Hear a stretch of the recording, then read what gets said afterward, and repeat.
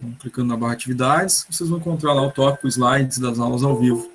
Vai estar lá os slides de todas as aulas anteriores. Tá? Primeira semana, aula 1 e 2, segunda semana, aula 3 e 4. Tá? Já estão ali para vocês os vídeos. O vídeo do contrato pedagógico, onde a gente fez todos os combinados, né? Como é que vão funcionar, como é que funciona a disciplina. Também foi gravado, né? E o vídeo está disponível para vocês também na barra atividades, no tópico contrato pedagógico. Tem o vídeo ali dos nossos combinados, então, um vídeo de mais ou menos 1 hora, né? Com todos os detalhes. Quem não assistiu, assista, né? Porque senão a gente fica perdido aí, né? Sem saber como é que funcionam as coisas, né? Quando é que faz prova, quando é que tem avaliativa, né? Onde é que é cada coisa, onde é que olha as datas para fazer as coisas, né? Foi tudo tratado lá no nosso vídeo do contrato pedagógico. Formato de aula, enfim, todos os detalhes.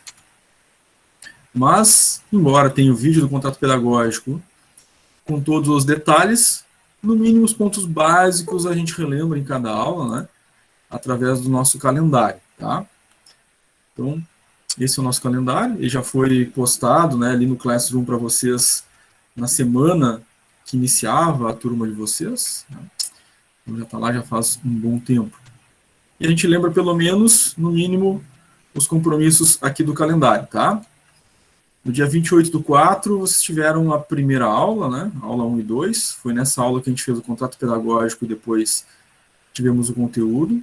A gente tem o conteúdo e exercícios, né, em cada aula. Vocês ficaram com o compromisso de fazer a atividade avaliativa 1 no Moodle, com peso 1 ponto. Prazo de realização da atividade avaliativa 1, da semana 1, no Moodle, está no guia do aluno. Né? Nós falamos a respeito disso na primeira semana, né? Inclusive já encerrou, né, esse prazo. Em todas as aulas eu falo, e todas as aulas eu lembro, né, a respeito dos prazos que vocês têm para fazer. Você tem que olhar lá no guia do aluno, né, que é um arquivo que está no Moodle. Mostrei isso, né, na aula do contrato pedagógico. A gente abriu o Moodle, mostramos lá onde vão estar as atividades avaliativas, mostramos o guia do aluno, mostramos onde vocês olham no guia do aluno as datas. E aí a maioria está fazendo, né, as atividades avaliativas, que é importante, porque se não faz, reprova, né? Então, a maioria está fazendo. Mas, me preocupo porque alguns estão, né, deixando passar as atividades avaliativas. Né? No início de cada aula, sempre a gente relembra o calendário. Ó, tem atividade avaliativa para fazer lá. Aí, não faz, né? O que vai acontecer? Vai perdendo nota, né? Depois que encerra a atividade avaliativa lá no Moodle, não tem mais como fazer. Tá? E a gente mostrou, né? Abre o Moodle, entra na disciplina, comportamento organizacional, clica na semana 1, tá lá, atividade avaliativa 1, tá? Essa já foi, já passou, fechou, né? 1 ponto. Na semana 2, nós tivemos lá no dia 30/4, né? Foi uma sexta-feira, fizemos aula na sexta, excepcionalmente em função do feriado, né? Do dia 21/4, aula 3 e 4. Vocês tiveram lá, então, um compromisso, né, de fazer a atividade avaliativa 2 no Moodle. O prazo dela, inclusive, já está encerrando, né? Tem algumas pessoas que ainda não fizeram. Não percam, vale 1 ponto. O prazo para fazer está no guia do aluno. Então, o compromisso de vocês é entrar no Moodle e abrir o guia do aluno. Né? O primeiro arquivo que vocês devem abrir quando iniciam qualquer disciplina, entrar no Moodle, entrar na disciplina que estão matriculados, que está iniciando, e clicar no guia do aluno, né? E ver o que é o passo a passo, o que eu tenho que fazer naquela disciplina que eu estou começando. Né? Isso foi informado e demonstrado lá na primeira aula, né, do contrato pedagógico. Hoje, 5/5, nós vamos ter o conteúdo da aula 5 e 6, e vocês têm o compromisso de fazer lá no Moodle a atividade avaliativa 3, na semana 3, valendo 1 ponto. Então, acesse o Moodle, disciplina comportamento organizacional, clica lá na semana 3, e vai estar lá aparecendo para vocês a atividade avaliativa 3. Vale 1 ponto, tem prazo está no guia do aluno. Tem que abrir o guia do aluno e anotar. Professor? 12/5, semana que vem, vocês têm a aula 7 e 8, e tem atividade avaliativa 4 para fazer, tá? Alguém? Eu, Celi. Sim. Essa está sendo a minha primeira aula, tá? Eu não consegui acessar as outras duas. Eu tenho como fazer ainda essas atividades ou eu já perdi? A atividade avaliativa, ela está lá disponível desde o primeiro dia de aula, atividade avaliativa 1. Encerrou segunda-feira, dia 3. Tá? O que tem para fazer agora é a partir da avaliativa 2. Tá. Certo? Entendi. A avaliativa 2 ainda está em prazo, e fica atento ao prazo das demais. Tá. Uhum. certo? Tá, ok. Tu já assistiu o contrato pedagógico, o vídeo do contrato pedagógico? Não, ainda não. Certo, então é importantíssimo, tá? Acessa a barra Tá. atividades do Classroom e assim que tu puder, o mais breve possível, antes da próxima aula, assistir, né, o vídeo do contrato pedagógico, o vídeo da aula 1 e 2, o vídeo da aula 3 e 4, que já aconteceram, tá? Tá. Uhum. Certo? Dia 12 do 5, então nós temos o conteúdo da aula 7 e 8, que é a semana que vem, né? Já encerra o conteúdo. Quarta-feira que vem é o último conteúdo, aula 7 e 8. Vocês terão atividade avaliativa 4 para fazer, vale 1 ponto. O prazo está no guia do aluno. Sempre assim, toda a vida, as atividades avaliativas da N1, os prazos estão no arquivo guia do aluno. Em qualquer disciplina do EAD que vocês forem cursar, existe o arquivo guia do aluno, e é lá que estão os prazos para vocês fazerem as avaliativas. Se vocês deixarem passar o prazo, vai fechar, não tem como fazer mais. Então, iniciou uma disciplina, eu tenho que ir lá ver o guia do aluno, eu tenho que assistir às aulas, eu tenho que participar dos encontros, né? Tenho que ter presença. Tudo faz parte do processo das aulas de vocês. Fechada, né, as 4 atividades avaliativas, são 4 pontos na N1. Faltam quantos pontos na N1 para fechar 10? 6, né? Então, na N1, para fechar os 10 pontos, nós temos o trabalho disciplinar. O trabalho disciplinar vale 6 pontos, é para fazer e entregar no Classroom até 15 do 5. Também tratamos a respeito, né, do vídeo lá do contrato pedagógico. A gente abriu o Classroom, mostramos onde está o trabalho, a gente abriu o arquivo, né, falamos a respeito do trabalho com detalhes ali, sobre como fazer entrega, né, onde abrir o arquivo, enfim. Não esqueçam, façam essa entrega aí até o dia 15 do 5. Dia 19 do 5. Nesse dia não tem aula ao vivo, porque o conteúdo já terminou lá no dia 12, né? No dia 19, o que tem? Apenas a prova final da N2. A nota média final de vocês é a soma da N1 mais a N2 divididos por 2. A N1 a gente já viu, 4 atividades avaliativas e o trabalho. A N2 é a prova final que cai todo o conteúdo da disciplina, da aula 1 até a aula 8, ou seja, do conteúdo que a gente trabalhou lá no dia 28 do 4 até o dia 12 do 5, todo o conteúdo da disciplina cai na prova. Nesse dia, 19 do 5, um pouco antes das 19 horas, eu posto ali no Classroom as instruções e o código da prova. Vocês vão acessar então o Classroom nesse dia, às 19 horas, vão ler as instruções e copiar o código. E vão abrir o Moodle, então vão lá no Moodle, logam no Moodle, entra na disciplina de comportamento organizacional, abaixo da semana 1, 2, 3 e 4, onde estão as avaliativas da N1, vai aparecer embaixo a atividade avaliativa final, que é a prova da N2. Vão clicar nela, vai pedir o código, vocês inserem um código e vão então ter acesso ali às 10 questões da prova. Vão resolver as 10 questões, ao final da prova, salvar e enviar, ela já dá nota que vocês ficaram na N2, tá? Média, então, N1 mais N2 divididos por 2. Tem que dar uma média mínima de 6 para aprovação. Além da média 6 para aprovação, tem que ter 75% de frequência às aulas. Então, de todas essas aulas, 75% delas tem que ter participado, né? Na primeira parte da aula, ao vivo. Depois do intervalo, a gente tem chamada, responder a chamada. Depois da chamada, fazer os exercícios, que a gente faz sempre na segunda parte da aula. Certo? E aí, 75% de frequência. Média mínima 6, aprovação. Fiquei abaixo da média, né? Fiquei com 5, 5,5. Reprovou? Ainda tem uma última chance, que é a prova de substituição, tá? A prova de substituição desta disciplina ocorre no dia 5 de junho, no Moodle. Então, lá no Moodle, abaixo da semana 1, 2, 3 e 4 da prova final, vai aparecer lá a prova de substituição da disciplina de comportamento organizacional. Não tem código nessa, né? O que tem que fazer? Quem ficou abaixo da média, nesse dia, acessa o Moodle, lá na disciplina de comportamento organizacional, clica na prova de substituição para fazer a prova e tirar, né, a nota necessária, pelo menos para substituir a menor nota, né, entre N1 e N2, para atingir a média final 6. Tá? Então, o calendário, a gente relembra sempre no início de cada aula. Mas esse calendário, né, foi parte integrante lá do nosso contrato pedagógico.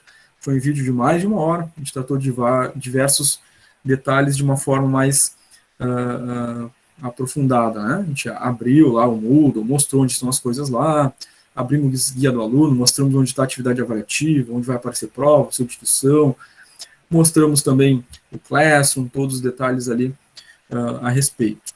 Então, quem não assistiu, repito novamente, assista, né, o vídeo do contrato pedagógico. Inclusive, claro, né, uma recomendação sempre, né, perdi uma aula, antes de chegar à próxima aula, tenho que ver o que já passou na aula anterior, né, vou chegar numa próxima aula e nem olhei ainda na anterior e ficar acumulativo, né, ficar ruim assim, né, então sempre é recomendável, né, a gente dar uma olhadinha no material que já aconteceu, né, nas aulas anteriores, para não chegar sem as informações, sem saber como as coisas ocorrem, né, certo, gente?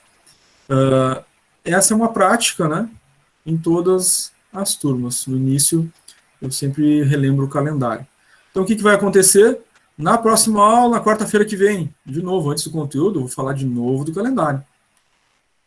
Ninguém, né, vai ficar sem informação, né? Está sendo avisado, não só no... Já era o contato pedagógico, já era para ser o suficiente, né? Já foi informado, né, devidamente detalhado, está gravado e disponível no Classroom. Mas mesmo assim, no início de cada uma das aulas, eu abro o calendário e falo desses compromissos. E mesmo assim, vocês podem se surpreender. Tem gente que não faz e reprova. Porque não faz aquilo que é informado. Simplesmente, né, o professor falou no contato pedagógico, falou no início de cada aula, todo o processo avaliativo. Aí, por algum motivo que eu não sei ainda entender, né, a pessoa vai passando a semana e não vai fazendo, né. O professor falou na aula que é para fazer atividade avaliativa no Moodle. Passou. Na próxima aula, o professor falou de novo das atividades avaliativas. Passou, não fez. E vai indo, né? E vai indo, não vai fazendo. E o que vai acontecer no final? Não vai ter nota para média, né? Vai reprovar. E às vezes, pasmem, gente, tem gente que não faz nenhuma atividade avaliativa, não entrega o trabalho, não faz a prova final, e depois, né, quer fazer lá a prova de substituição. Né? Até pode fazer, mas não vai, nem que tire 10 na substituição, né? Porque não fez nada do processo avaliativo. Tirou com 0 no N1 e 0 no N2, a média final é 0. Se tirar 10 na substituição, vai substituir uma das duas notas, da N1 e N2.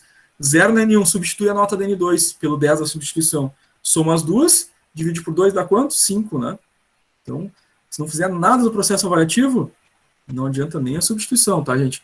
Então, por isso eu insisto em cada uma das aulas, relembro, né, incansavelmente, e aí peço desculpas, claro, aos demais. Tem muita gente, né, 90%, 95% da turma que está fazendo certinho, né? Todas as atividades avaliativas. Tem gente, inclusive, né, que já está aí fazendo o trabalho, tem gente que entregou o trabalho, né? Vai ser corrigido lá depois. E está indo tudo bem, né? Então, mas para aquela pequena parcela, né, que não está fazendo, eu, por obrigação, né, em cada início de aula, pelo menos eu relembro o calendário, né?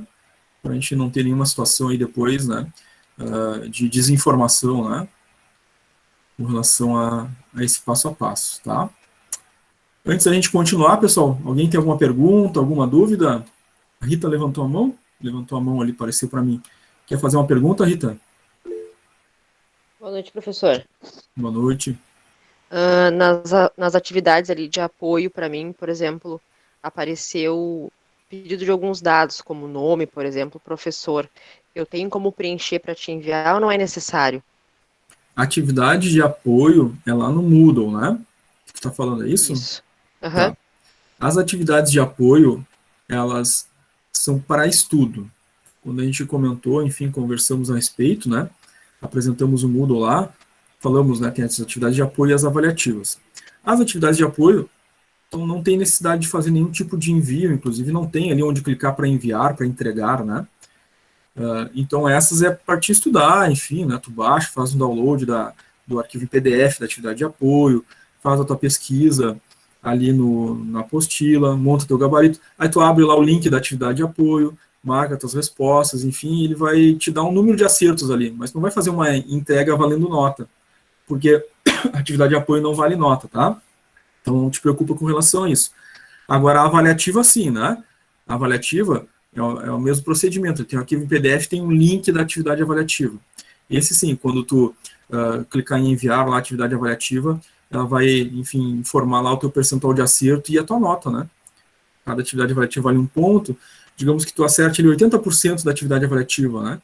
Vai significar que tu for com 0,8 de 100% da avaliativa, tá? Não sei se consegui te ajudar aí na tua Não conseguiu, dúvida, né? ficou claro. Beleza, obrigado. Obrigado, Rita.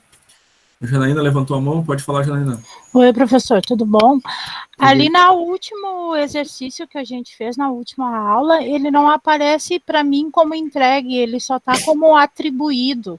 Alguma coisa que eu fiz errado, que eu tenho aqui. Isso. Lembra que a gente comentou lá no contrato pedagógico que ao fazer cada um dos exercícios de aula, né, a gente, alguns deles é formulário, né, vocês clicam em enviar o formulário, mas tem uma caixinha de entrega. Então a gente tem que acessar de novo ali, clicar em ver atividade, tem uma caixinha lá, entregar. A gente vai ali, clica em entregar, ele vai mudar o status de atribuído para entregue. Tá? Isso serve para qualquer atividade, inclusive para o trabalho disciplinar, né? Lembra quando a gente conversou lá no nosso contrato pedagógico sobre trabalho disciplinar? Vocês vão abrir o arquivo ali do trabalho, vão digitar as respostas de vocês, vão fechar o arquivo, depois vão ver a atividade, clicar em entregar, porque aí vocês vão estar me enviando, vão estar entregando o trabalho. Tá? Isso serve para qualquer atividade que vocês tiverem para fazer ali no Classroom, né? Exercícios, enfim. Tem que clicar naquela caixinha de entregar ali, e aí muda o status de atribuído para entregue. Tá, Janaína? Consegui te... Não, eu não consegui visualizar isso, porque para mim, que eu me lembro, eu respondi e já saiu automático e apareceu como o ranking de quem já entregou o exercício, né? Isso, lá no ambiente do WordWall, é onde está a atividade, né? Eu estou falando do Classroom, que é onde a atividade foi postada. No Classroom, tu tem que entrar, como eu estou explicando, lá no ver atividade e clicar em entregar. Tá? Marcar, então no caso aqui está como marcar como concluído, aí eu marco como concluído, então. Perfeito. Aí, então tá, valeu, muito obrigada. Obrigado. Muito bem, gente. Alguém gostaria de fazer alguma pergunta sobre o calendário, o processo avaliativo? Como é que tá para vocês isso? Tudo de boa. Muito bem, legal.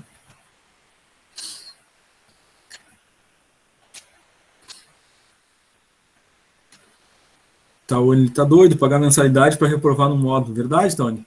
Né? Mas acontece, se não fizer o processo avaliativo, né?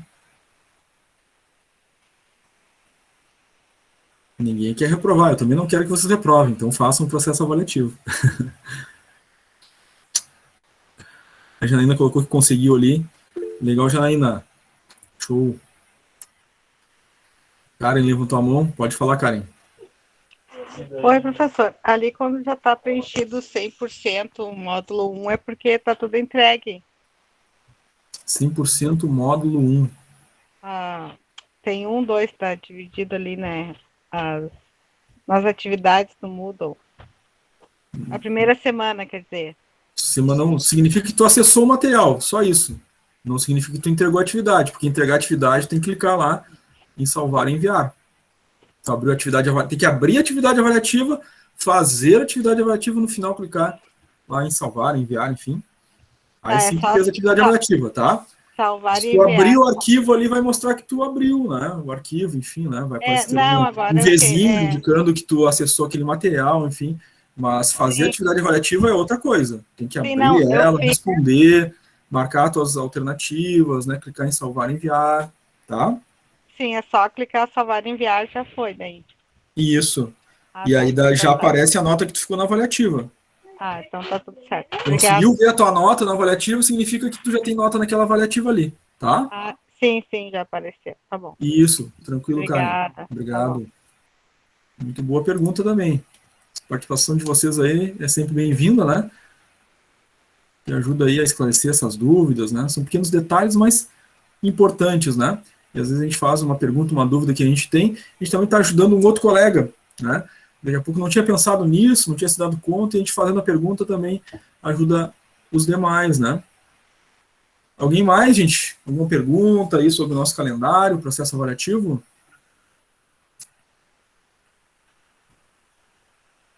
Tranquilo. Tranquilo? O Luciano também tinha colocado sobre a devolução ali, né, daquela atividade, mas acho que com a pergunta da Janaína a gente conseguiu também atender a tua dúvida ali, né, Luciano?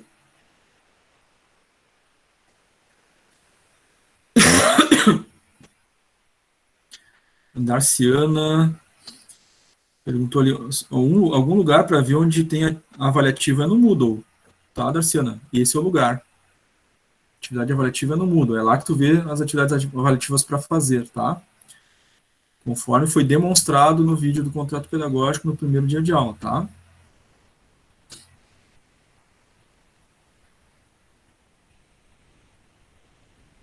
Certo, gente? Então, se ninguém tem nenhuma pergunta, né, do processo avaliativo, são esses os elementos compostos, as datas, né? As datas avaliativas estão lá no Moodle, né? E aí é o comum, né? É a regra comum aí para todas as disciplinas do EAD, o guia do aluno lá para cumprir os prazos, né, das nossas avaliativas. Nilcilene levantou a mão, quer falar, Nilcilene? Boa noite, professor. Eu estou com uma dúvida sobre o trabalho disciplinar. Eu já fiz ele, só que eu fiz pelo telefone. Daí eu não estou conseguindo pegar e eu estou anexando o arquivo para entregar ele no Classroom já, porque no e-mail eu não consegui mandar para o senhor. Daí só que eu estou com uma dúvida, se eu mandar no Classroom ali, se o senhor vai conseguir abrir o link dele. Se o senhor não conseguir, eu posso tentar mandar de novo? Eu vou poder mandar de novo ou não? Ali no Classroom, para mandar o trabalho disciplinar, tem que mandar um arquivo, não um link, tá? E, inclusive é ali mesmo, no Classroom que tu tem que enviar. Né? O nosso combinado não é mandar por e-mail, né? Então, não tem como abrir de todas as turmas arquivos individuais, né? É pelo Classroom mesmo, tá correto. E ali tem como adicionar um arquivo externo, né? Acho que até comentamos isso lá no vídeo do contrato pedagógico. Mas aí tem que adicionar o arquivo que tu fez, não um link, né? Ele tu adiciona o arquivo do trabalho, que é o registro de que tu fez o trabalho. Pode adicionar um arquivo no Word, no arquivo em PDF, enfim, tá? E geralmente, algumas pessoas têm esse problema que tu relatou, né? Quem faz pelo celular não consegue editar aquele arquivo que está ali, né? Para fazer a entrega direta ali. Aí pode adicionar esse arquivo externo sem problema nenhum, tá? Mas tem que adicionar o arquivo para fazer a entrega, tá? Tá bom. Certo? Link externo não, tá? Só o arquivo. Rosângela levantou a mão, pode falar, Rosângela. Ô, professor, é só uma coisa, de repente ajuda a colega. Quando a gente faz pelo celular, a gente tem que gravar o trabalho no Drive do teu e-mail. Aí ele vai aparecer quando ela abrir lá no Classroom, anexar arquivo, aparece assim, uma das opções é do Drive. Aí ela consegue anexar o arquivo. Sim, sim. É que às vezes o pessoal com o celular tem esses problemas assim, de memória, tem que ter, às vezes, o Drive instalado, às vezes não conhece o Drive, né, não sabe como usar, e gera uma certa complicação. Mas se souber usar, é um bom caminho, excelente caminho, né? Eu acho que é mais fácil. Edita lá, né? E aí fica bem simples, bem fácil mesmo, né? Boa dica, Rosângela. Obrigado. Obrigada. Muito bem. Certo, gente. Então, vamos adiante, né? Começando o conteúdo da nossa aula de hoje. Hoje, então, nós temos o conteúdo aula 5 e 6. A nossa sequência, né, das aulas é a mesma sequência do conteúdo da apostila de vocês, tá? A apostila está dividida, né, em 8 conteúdos, aula 1 até aula 8. E sempre gosto de relembrar que a apostila é a principal fonte de conteúdo da disciplina que vocês estão cursando. Tá? De qualquer disciplina que vocês estiverem cursando, vai ter a sua apostila própria. E é ali que está todo o conteúdo. As nossas aulas são divididas em 2 momentos, né? Na primeira aula a gente faz um momento mais expositivo, vocês participam, né, com perguntas, dúvidas, exemplos do cotidiano de vocês. E num segundo momento a gente continua trabalhando esse conteúdo, só que agora com exercícios. Então, esses 2 momentos, né, contemplam o conteúdo da aula daquela noite, tá? Então, isso é um alerta importante para que, né, vocês entendam que, depois do conteúdo, né, expositivo, depois da chamada eu estou liberado. Não, né? Tem exercícios na segunda parte da aula que o conteúdo continua, né? Isso é um outro formato. Lá, naquela segunda parte, vocês são mais ativos naquele momento, porque aí vocês vão fazer pesquisa, vão fazer atividade, vão entregar atividade, e a gente vai fazendo esses exercícios, né, ao longo da segunda parte até as 22 horas, tá? Então, fiquem muito atentos a isso. Aula 5 e 6, continuidade, então, do nosso conteúdo da disciplina de comportamento. Hoje iniciamos aí com as vantagens da delegação, né? Isso é uma situação que pode ser, então, realizada pelo gestor. E a gente já viu, né, na aula anterior, que o gestor é aquele que desempenha um papel de líder, e o gestor ele é investido desse papel de líder de uma maneira formal, né? Ele ocupa uma posição dentro do organograma dessa organização, né? Uma posição funcional. A função é presidente, a função é diretor, a função é gerente, a função é supervisor, a função é coordenador, mas ele é um líder, né? Dada uma posição dentro da estrutura organizacional. E esse líder tem, enfim, o seu papel a desempenhar. Entre tantas coisas que a gente falou na aula anterior, né, nós temos os tipos de liderança, e nós temos ali as funções do líder, né, que nós tratamos. Entre elas, uma importante que a gente tratou foi a delegação, né, aquela possibilidade que o líder tem, dentre uns daqueles papéis que a gente viu, né, de interagir com o grupo, com os liderados, com as suas equipes, e à medida que ele consegue avaliar a maturidade da equipe, não só uma maturidade em nível de conhecimentos, mas uma maturidade comportamental, né, uma inteligência emocional maior, ele pode começar a deliberar, né, funções de decisão para essa equipe, delegando a possibilidade da equipe se envolver mais profundamente nos momentos decisórios, melhorando, assim, de alguma medida, em alguma forma, né, a participação, a sensação de status dentro da função que as pessoas executam. Que é um elemento extremamente importante, e a gente viu isso através dos outros autores das teorias motivacionais, né, aquela necessidade de status lá de Maslow, né, aquela necessidade de realização ali em outros autores, né. Isso é importante. Então, a delegação ajuda a atingir alguns elementos motivacionais, tá? Então, temos aqui algumas vantagens. O líder vai acabar tendo mais tempo disponível para exercer atividades de nível estratégico, né? Pensar, planejar ações, né? Coordenar o funcionamento das coisas e a delegar algumas ações, operações, funções que fazem parte da sua função, né? Ele está abrindo espaço para si mesmo, para essas atividades mais estratégicas, e claro, né, delegando a outras pessoas, ele também começa a observar possíveis líderes surgirem no grupo, o que é sempre muito salutar, né? A empresa precisa evoluir, né, e precisa também encontrar pessoas capazes de auxiliar essa evolução através das lideranças que possam vir a surgir ao longo do tempo. Nesse aspecto tem o segundo item, né, que é a formação dos assistentes, né, assistentes que sejam capazes de agir por conta própria, ou seja, ter autonomia, né, em momentos emergenciais ou de ausência do líder. Um bom grupo de trabalho, ou melhor dizendo, né, a gente vai ver depois a diferença entre os dois, mas uma boa equipe de trabalho é aquela que, independente da presença do líder, busca e atinge os objetivos traçados, as metas traçadas para aquela equipe.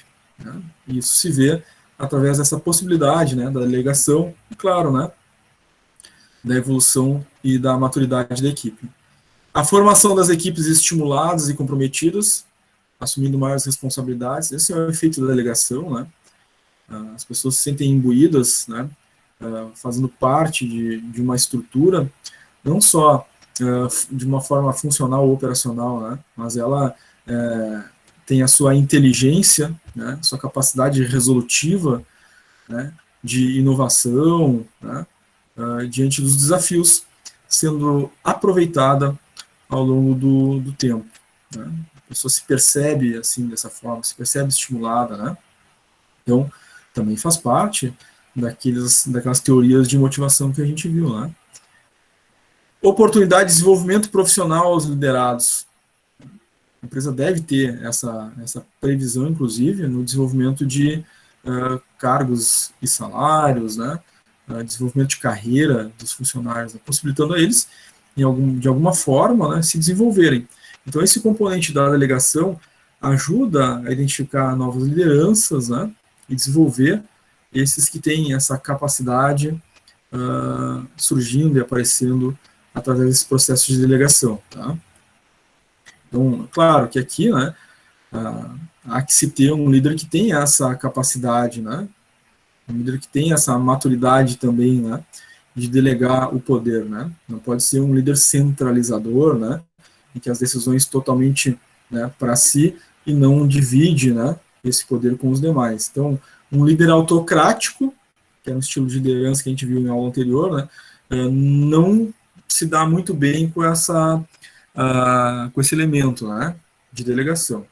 Agora, os outros tipos, né, líder democrático, laissez-faire, né, tranquilamente, né, trabalham com essa modalidade de delegação. Nós temos alguns tipos de poder. Né? A gente sabe que em posições de ordem formal na organização, né, seja em nível estratégico, tático ou operacional, aquelas posições de liderança fazem com que aquele indivíduo detenha alguns tipos de poder, em algumas dimensões, né, dentro da organização. Tá? São esses poderes que nós vimos aqui em tela agora. Poder legítimo de recompensa, coercitivo, de especialização, referência e de informação. A gente vai ver um pouquinho de cada um deles. Tá? Poder legítimo é aquele que vem pela própria investidura do cargo. Então, é inerente à estrutura organizacional. A gente olha para o organograma da empresa e a gente vê ali, né, a função que é atribuído poder. E o indivíduo que ocupa aquela função, né, pela investidura do cargo, possui aquele poder naquele momento. Obviamente que esse poder é da função, né, e não do indivíduo. O indivíduo deixa aquela função, deixa aquele cargo, né, outro indivíduo vem ocupar aquela posição, ele passa, então, a ser atribuído desse poder. Tá? Então, a posição é que especifica esse poder. Certo? Nós temos também o poder de recompensa, também está relacionado à estrutura organizacional, de alguma forma. Tá? Bom, esse poder ele é proveniente, né, das recompensas que são, de alguma forma, oferecidas às equipes mediante o atingimento de resultados. É um desempenho no atingimento de metas, é um desempenho na manutenção de bons indicadores, é uma produtividade que é alcançada. Então, isso já está na estrutura, é dado na estrutura, né, essas regras de funcionamento para alcançar essas recompensas. Né? Então, é estrutural já. Então, esse poder de recompensa estimula, né, a busca desses resultados. E, claro, né, que esses gestores fazem, né, parte da estratégia, ou fazem a manutenção dessas políticas, né, ou elaboram essas políticas em alguma medida, né, seja na participação operacional, tática ou estratégica. Em geral, essas políticas surgem, né, primeiro em nível estratégico, e depois os gestores em níveis tático e operacional, né, vão fazendo a comunicação, a inserção dessas políticas dentro das suas equipes. Né. Claro, né, dentro da sua área de atuação, inclusive estabelecendo quais serão os indicadores que vão gerar ou não aquela recompensa. Então, tem um poder em relação a isso, né, poder de recompensa. Claro que essa recompensa não é somente, né, de ordem material. A gente já viu isso em aula anterior, né, porque nós temos também as recompensas psicológicas, né, as recompensas relacionadas a status, reconhecimento de um trabalho feito, né, de um objetivo alcançado. Tá? Mas se relaciona muito bem ali, né, com aquela relação de recompensa, desempenho, né, que a gente viu nas teorias de motivação. Nós temos também o chamado poder coercitivo, né? Esse é exercido pela força, né? Então, é a habilidade do gestor de punir, né? Em alguma medida, de alguma forma, tá? Claro que a punição, né, ou a ameaça, ela não vai promover motivação ou desempenho que se deseje, né? Intimida, né? Mas não gera motivação, tá? E esse poder coercitivo, nesse aspecto comportamental, né, é visto como uma punição, né, em que o indivíduo, enfim, é relegado de alguma forma das suas atividades, né, ou é chamado a atenção, e isso é visto como uma punição. O indivíduo que não alcança a meta e não recebe a recompensa, isso também é visto como uma punição, né. Então, nesse sentido, em relação ao poder coercitivo, né, são punições de ordem comportamental, ou a ausência de uma recompensa, né, a ausência de algo que lhe seria dado e não foi em função do não atingimento de um objetivo. Tá? Aí, nesse sentido, se relaciona mais àquela teoria do Skinner, né, aquela teoria do reforço-punição. Tá? Não se trata aqui daquele poder punitivo previsto em lei, né? Está lá, né, no direito e legislação, né, aquele poder diretivo das organizações que está previsto, né, no direito, em que a organização pode, né, punir o colaborador frente a determinadas ações, né, visando ali uma suspensão ou visando uma justa causa. Aí não se trata desse tipo de punição prevista no direito, né? Aqui um poder coercitivo relacionado a uma punição que pode estar de ordem comportamental, né, funcional, né, por não atingimento de algum objetivo, alguma meta, né, ou algum afastamento, né, desse indivíduo das relações mais próximas com o próprio líder, por exemplo. Né, sempre no sentido comportamental, né, ou não relacionado ao poder legislativo, né, ou o direito. Tá? Então, esse poder não se trata de um poder legal, é um poder que é obtido pela investidura do cargo. Poder de especialização, esse relacionado às habilidades do gestor. Tá? Ele vai derivar ali dos talentos, conhecimentos, habilidades, né, comportamentos desse líder. Então, esse poder de especialização, ele é visto, obviamente, né, pelos demais indivíduos, né, do grupo, da equipe, como valoroso, e por isso é reconhecido. Então, o poder de especialização é um reconhecimento dos outros em relação àquilo que aquele indivíduo construiu em termos de conhecimentos, habilidades e comportamentos, tá?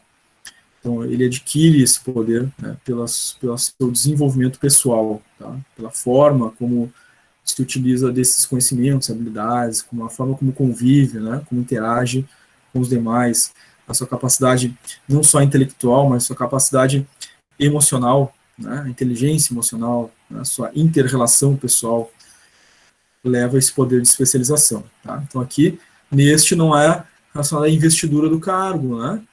Então, é um poder que o indivíduo adquire por si mesmo, né, através da sua experiência, enfim, da sua vivência. Nós temos o poder de referência, né, esse mais especificamente, né, relacionado ao caráter comportamental. Né? Se o anterior tinha, né, conhecimento, habilidade, também comportamento, nesse poder de referência, mais diretamente ligado ao carisma do indivíduo, a forma dele ser, se comportar, agir com os demais. Tá? E, claro, o gestor ele é visto pelos indivíduos, pelos subordinados, né, como um indivíduo inspirador, motivador. Né? A gente pode dizer que o líder, nesse caso, o gestor, neste caso, né, atingiu um nível de referência em que ele é exemplo para os demais. Né? As pessoas realizam as atividades, seguem os objetivos, atingem as metas, né, por admiração, inclusive, né, aquele líder, aquela liderança, tá? Porque ele é realmente inspirador, motivador, enfim, é um exemplo para os demais, seu poder de referência. Nós temos também o chamado poder de informação. Isso deriva, é claro, da posse da informação importante. e é inerente às funções de liderança. O presidente da organização, ele tem, né, todas as informações, né, e, portanto, ele tem, né, o maior poder em relação a esse aspecto, né, e ele dissemina essas informações para as suas demais lideranças dentro da organização, que vão, enfim, traduzindo, né, aquelas informações para os seus grupos, seus liderados, os departamentos em que atuam. Tá? Então, lá na base operacional, né, o líder vai trazer informações que já vieram, né, dos níveis superiores hierárquicos, né, sobre novas políticas, né, novas metas, novos indicadores, treinamentos, desenvolvimentos que vão acontecer com a equipe, né, entrada ou saída de um novo produto das linhas de produção. Né, isso tudo vem de linha superior e o poder da informação está transcorrendo ao longo, né, das linhas organizacionais, né, nos níveis hierárquicos de líder para líder, que disseminam para os seus grupos de trabalho, suas equipes de trabalho. Pessoal, aqui sobre os diferentes tipos de poder, ficou tranquilo para vocês? Alguém quer fazer alguma pergunta, alguma dúvida? Ou até mesmo trazer algum exemplo aí da vida profissional? Como é que está para vocês?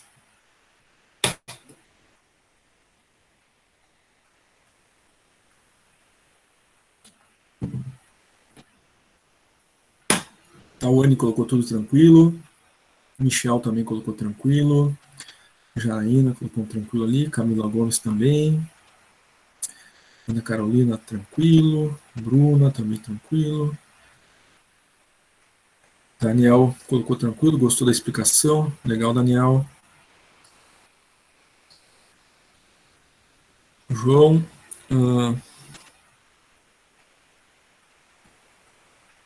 João disse que sabia que ia se atrasar, já deu uma lida no material antes. Legal, João, perfeito. Muito bem. Então, gente, esses foram os tipos de poder, né, relacionados às lideranças, aos gestores. Os gestores, claro, vão trabalhar com as suas equipes, né, ou grupos. Depende da fase de desenvolvimento, né, em que aquele grupo humano se encontra. Às vezes a gente tem um grupo e não tem uma equipe. Né? Claro, sempre que a gente tiver uma equipe, a gente tem um grupo. Tem uma diferença entre eles. O grupo é um conjunto de pessoas que estão ali reunidas por algum motivo, por alguma afinidade. Né? Agora, uma equipe, né, é um conjunto de pessoas com objetivos comuns e que estão atuando numa direção. Ou seja, tem um objetivo, tem metas a cumprir. Então, essa equipe, além de ter, né, objetivos incomuns entre si, eles têm, né, metas a serem alcançadas. Eles trabalham de forma sinérgica, somando os conhecimentos, habilidades, comportamentos do grupo de uma forma assertiva, da melhor forma possível para atingir aquelas metas. Há uma noção, uma consciência coletiva na busca desses atingimentos. Há uma inteligência coletiva na busca dessas metas. Né? Há um esforço e há um direcionamento dessa força coletiva. No grupo, não, né? O grupo, às vezes, né, tem objetivos que são comuns, estão reunidos ali por afinidades, mas não tem uma meta específica, né? O grupo ainda não entende muito claramente quais são os caminhos a seguir, né? As forças não são complementares, né? Não há uma sinergia maior dentro daquele grupo. Tá? A gente poderia comparar fazendo uma analogia, né, com peças de um quebra-cabeça. Então, quando eu tenho as peças do quebra-cabeça dentro de uma caixa, né, soltas as peças, nenhuma delas se encaixa, né? Estão ali embaralhadas, soltas, né? Não há uma maior conectividade, né? Uma clareza do que é aquilo ali. Mas no momento que a gente começa a encaixar as peças, né, se forma uma imagem, né? Há uma conectividade entre as peças que geram essa imagem, né? Por analogia, né? Grupo é um conjunto de peças misturadas.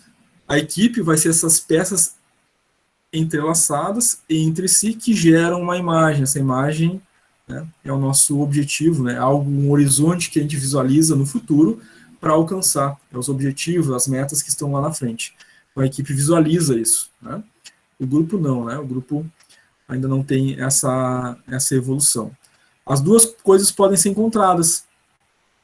E cabe, claro, né, ao líder fazer com que o grupo se torne uma equipe, né? Não só o líder, mas é uma dos papéis dele, né? Claro que caberá o esforço de cada indivíduo que faz parte de um grupo, né, essa busca, né, para se tornar equipe, tá? Mas é um papel do líder importante. Bom, o trabalho eficaz em equipe. E ele é eficaz porque existe uma equipe, né?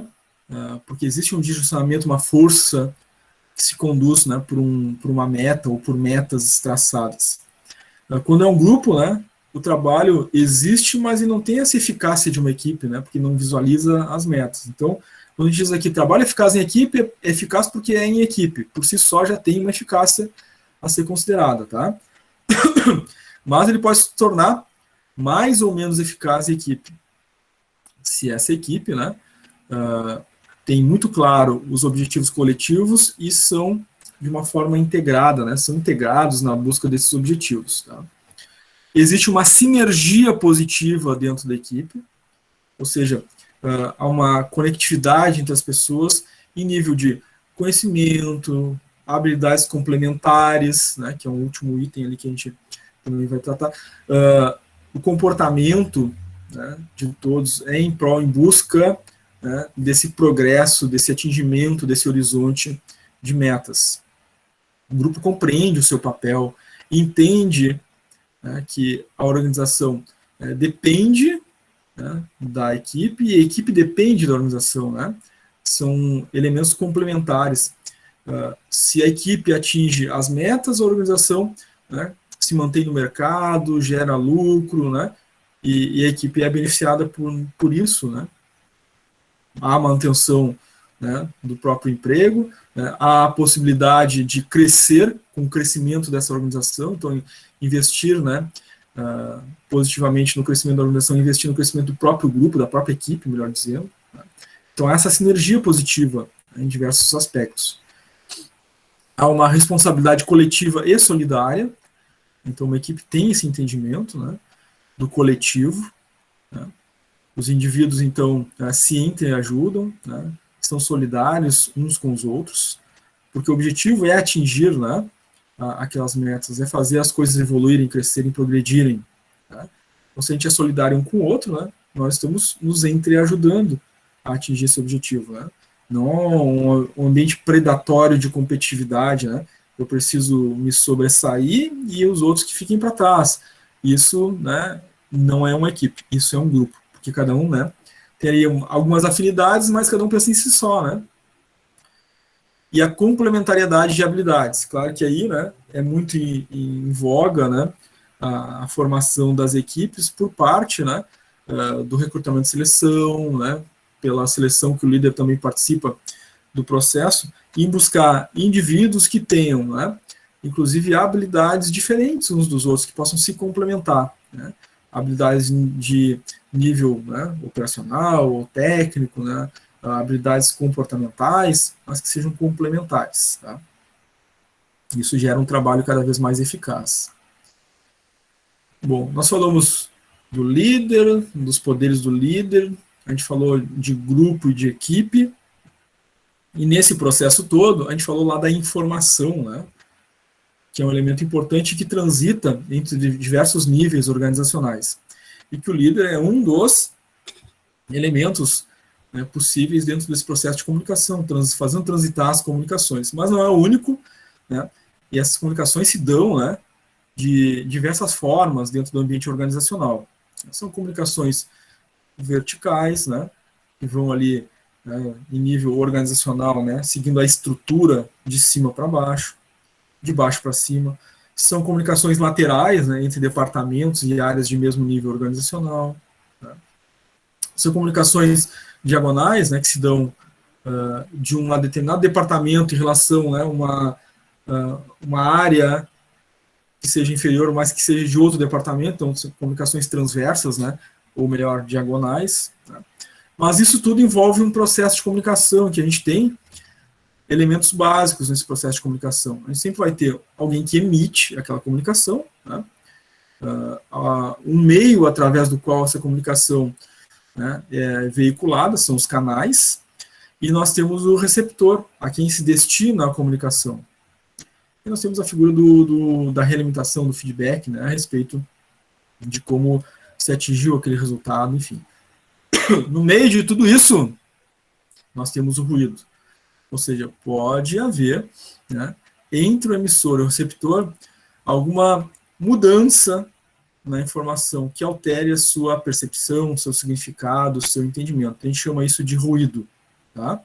Qualquer coisa que possa interferir na comunicação, alterando seu significado, seu simbologismo, é ruído. Quando a comunicação se dá de forma, né, clara, límpida, sem interferência, não houve ruído na comunicação. Aquilo que se quis comunicar foi exatamente aquilo que se entendeu, que se recebeu. Tá? Bom, existem aí, então, algumas barreiras a essa comunicação, tanto por parte daquele que emite, quanto por parte daquele que recebe. Por parte de quem emite, né? Aquele que vai veicular, vai transmitir alguma comunicação. Pode existir dificuldades de expressão. Tá? Então, de parte a parte, né? Mas o emissor, ao fazer, né, ou expressar as suas ideias, ou expressar o seu comunicado, ou registrar as instruções, ele deve ter cuidado com o uso das expressões, né, ou melhor ainda, né, ter um vocabulário, uma capacidade de expressar muito grande, muito ampla, de forma que haja inteligência naquilo que se quer comunicar. Claro que essa mesma capacidade deve acontecer do lado do receptor, né? Então, vamos dar um exemplo, né? Realize a tarefa A, B, C e D. Após realizar as tarefas A, B, C e D, emita um relatório enviando para o setor, né, de marketing e de vendas.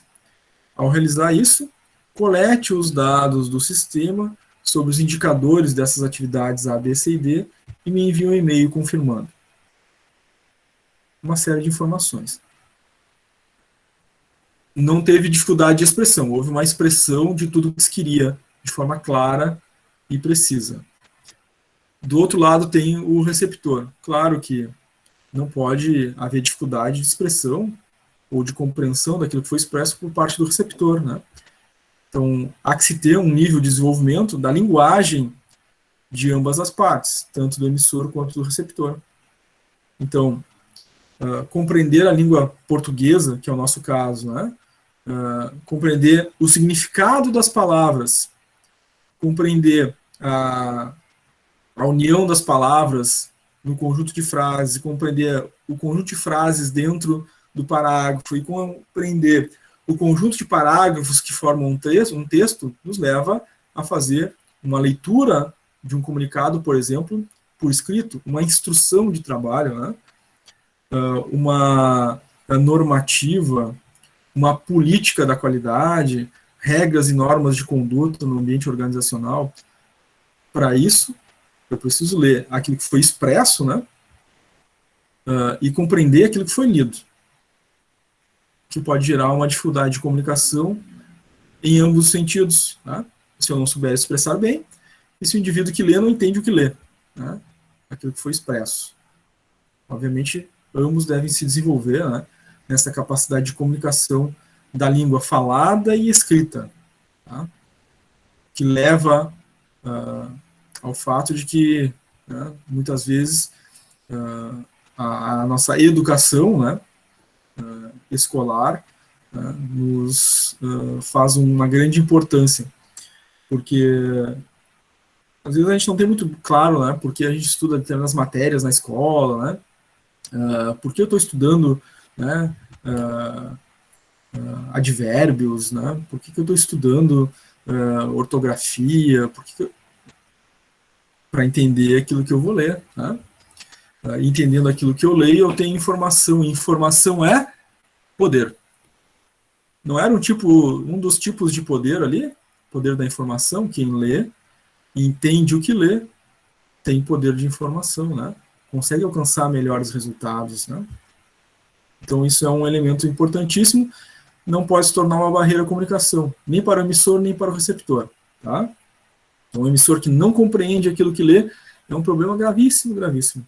Tá? Questões culturais. Então, há diferenças, né, entre os indivíduos, a sua formação, a sua educação, né, seja uma educação familiar, seja uma educação regional, existem diferenças, né, e as organizações a gente sabe, né, muitas delas são disseminadas pelo território nacional e existem diferenças culturais, né, de empresas do mesmo grupo, né, de filial para filial, a depender da região em que se encontra. Então, existem essas diferenças culturais. Isso pode ser uma barreira à boa comunicação, porque, às vezes, um termo, né, utilizado numa região tem um significado e um peso, e uma importância, e noutra região pode ter, inclusive, um outro significado, uma outra importância. Né? Isso pode ser uma barreira à comunicação. Suposições, muito em voga, né, hoje em dia. Então, é uma barreira à comunicação. Então, faça a atividade A, B, C e D dentro dos prazos previstos para essas atividades.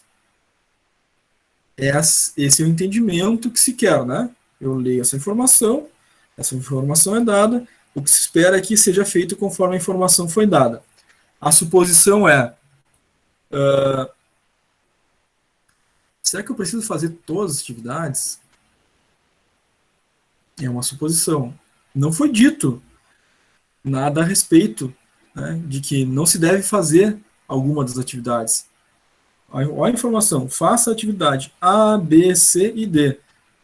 Aí uma suposição é, eu preciso fazer todas as atividades. De onde veio isso? Né?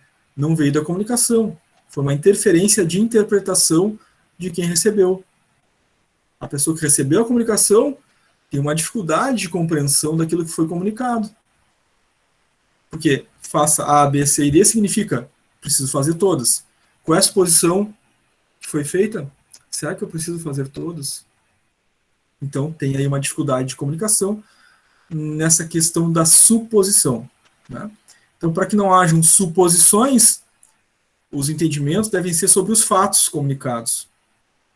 Então, sempre observar os fatos. Tem o fato A, o fato B e o fato C. Então, eu vou realizar o meu entendimento pelos fatos, o A, o B e o C. Eu não vou supor que existe um fato X, Y, Z. Isso seria fazer uma suposição. O fato é aquilo que foi dito, aquilo que foi comunicado. Todo o resto é suposição. Se é suposição, é um erro de percepção na comunicação daquele que recebeu. Podem ser originários, né, de alguma realmente dificuldade de compreensão, né, de entendimento, desenvolvimento da compreensão da linguagem, seja ela falada ou escrita. Como é que a gente resolve isso? Treinando, desenvolvendo, né? Leitura, muita leitura, né? Ler muito ajuda a compreender. E para que não hajam suposições, o que a gente deve fazer? Eu li algo, entendi algumas coisas e outras eu não entendi. Fazer uma suposição será pegar um pouco daquilo que eu entendi e aquilo que eu não entendi, deixar de lado. Estou fazendo uma suposição. Ou seja, eu vou fazer parte daquilo que eu entendi, aquilo que eu não entendi eu não vou fazer. Então, estou supondo que aquilo que não entendi não interessa. Ou, né, não deve ser feito. Então, qual é o correto? Seguir o fato. O fato é a mensagem inteira, completa. Então, aquilo que eu entendi e aquilo que eu não entendi também é fato. Então, aquilo que eu não entendi eu tenho que procurar entender. Então, é uma frase que eu não entendi, é uma palavra que eu não sei o conceito, eu vou pesquisar. Dicionário. Vou lá e vou procurar aquela palavra. O que significa aquela palavra? Né? Agora eu leio a frase de novo, entendendo o que significa aquela palavra que eu não sabia o que era, agora eu consigo entender toda a frase. E aí eu tenho a comunicação correta e tomo uma decisão, ou sigo uma informação pelo fato relatado, e não por uma suposição. Né? Eu não entendi tudo, mas eu vou por esse caminho, estou fazendo uma suposição. Então, eu preciso realmente compreender o que leio. Tá? Se eu ler e não entender algumas coisas, um alerta importantíssimo. Informação é poder. Se eu entendo errado, eu vou seguir com um caminho completamente equivocado. Tá?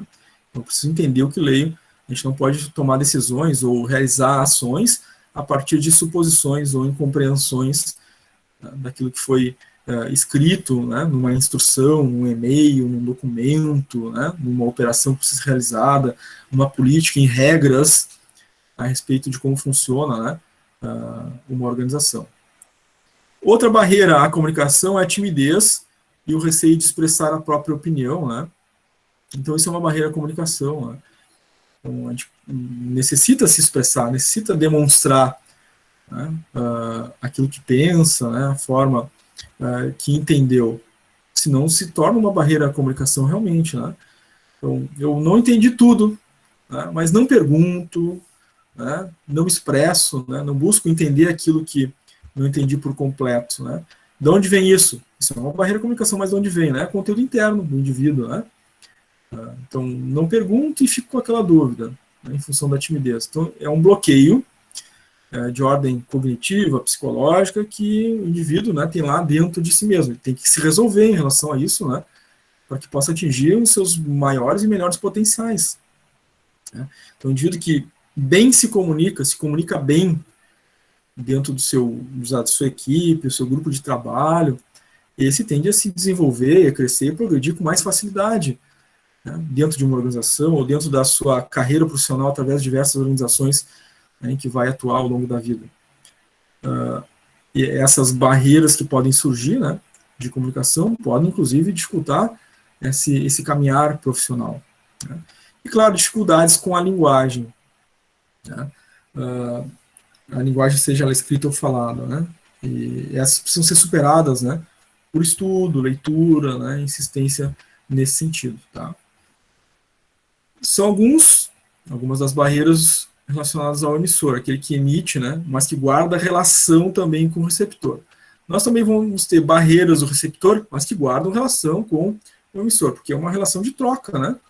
É uma dual via, né? Uma dualidade receptor e emissor. Entre eles, a eventual, né, problemática do canal que pode gerar algum tipo de ruído.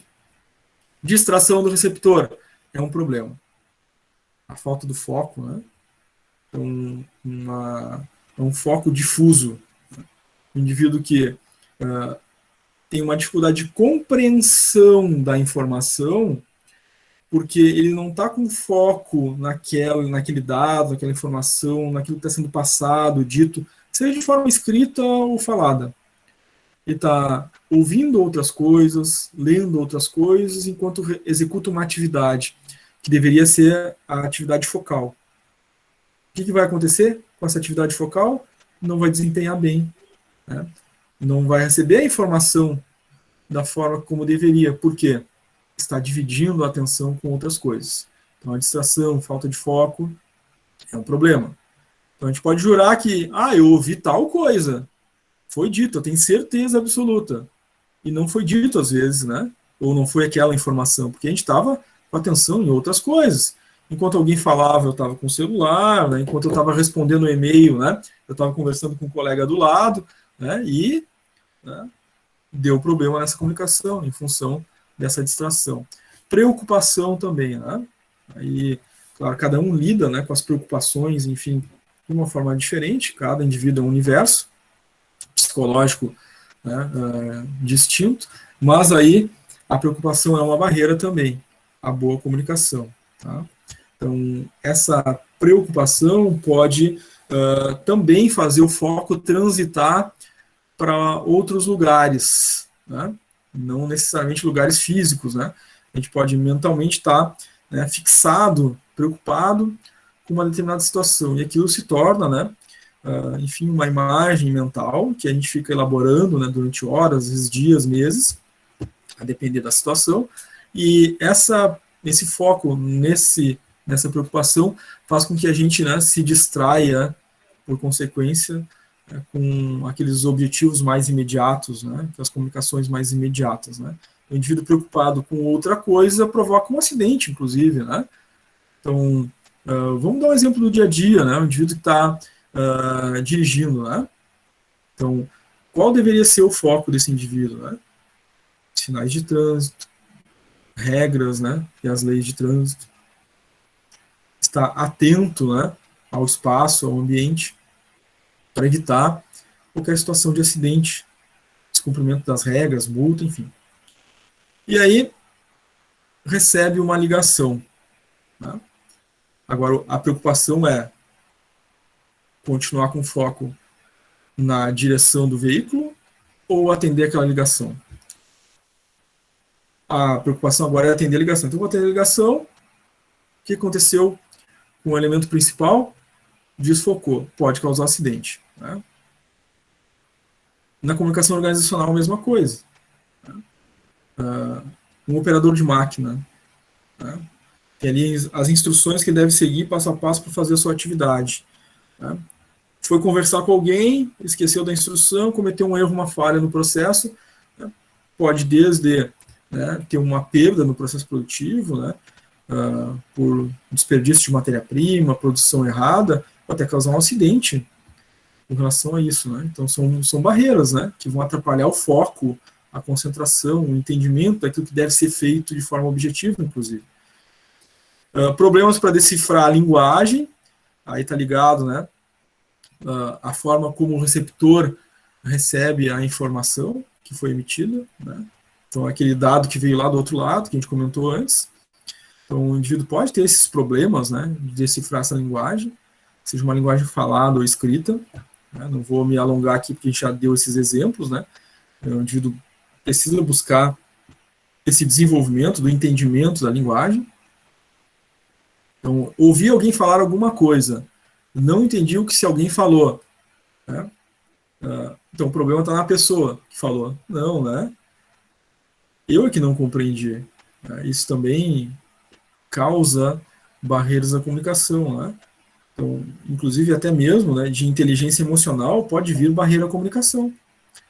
Que aí passa a ser sempre o problema é quem comunica, né? E não quem está recebendo. Porque há uma falta de maturidade emocional. Então, a partir do momento que a gente tem mais maturidade emocional, a gente consegue, inclusive, entender, né, que a gente não está compreendendo da forma correta. Então, o líder reuniu o grupo. O líder passou informações a respeito dos objetivos daquela quinzena, né? A gente precisa ter metas de vendas, a gente precisa vender tantos por cento do produto A, tantos por cento do produto B, a gente precisa atingir tal faturamento, né? Enfim, né? Traz essas diversas informações. Tá?